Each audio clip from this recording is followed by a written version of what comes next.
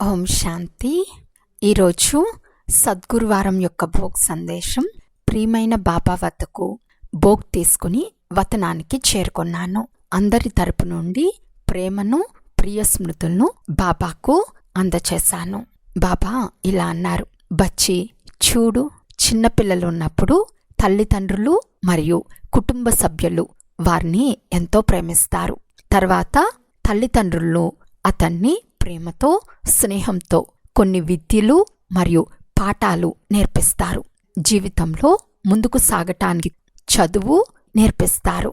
బాబా రెండో దశ కూడా చూపించారు. పిల్లలు కొంతవరకు తమ కాళ్ల మీద నిలబడగలిగే స్థితి వస్తే తల్లిదండ్రులు, కుటుంబ సభ్యులు వారిని స్వతంత్రంగా ఉండనిస్తారు. తమదైన దారిలో నడవటం ప్రారంభిస్తారు. ఈ దృశ్యం చూపించిన తర్వాత, బచ్చి దీని అర్థం నీకు తెలుసా అని. బాబా దీని రహస్యం మీరు మాత్రమే వివరించగలరు అని.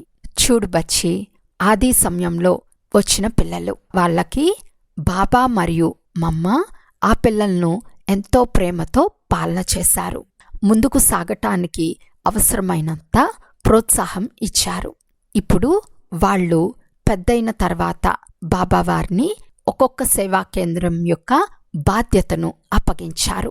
ప్రతి ఒక్కరూ తమ విధానంతో సేవను చేస్తూనే ఉన్నారు.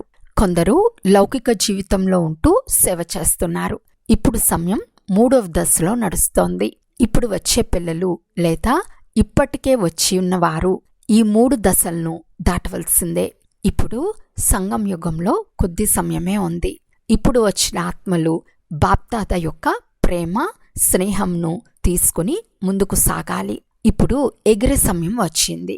నడిచే సమయం కూడా ఇప్పుడు ముగిసిపోయింది. ఎందుకంటే ఈ కలియుగంలో నడవటానికి కూడా మార్గాలు చిన్నవైపోతున్నాయి. అంటే రాబోయే పిల్లలు కాలానికి అనుగుణంగా తమ పురుషార్థాన్ని తీవ్ర వేగవంతం చేయాలి. బాబా పట్ల ప్రేమ మరియు తపన గాఢంగా పెరగాలి. బాబా ఇప్పుడు రాబోయే పిల్లల నుండి ఈ ఆశనే పెట్టుకున్నారు. బాబా శక్తి బలాన్ని నిరంతరం అందిస్తూనే ఉంటారు.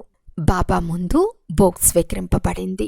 ప్రత్యేకంగా సద్గురువారం రోజున అమృతవేళ నుండే పిల్లల సంకల్పాలు, ప్రేమతో నిండిన స్మరణలు బాబా వద్దకు చేరుకున్నాయి. మరియు బాబా తన పిల్లల్ని చూసి ఎంతో ఆనందిస్తున్నారు. ఇలా చెప్పి బాబా అందరికీ ప్రియ స్మృతులను అందచేశారు. నేను కిందకు వచ్చేసాను. అచ్చా. ఓం శాంతి.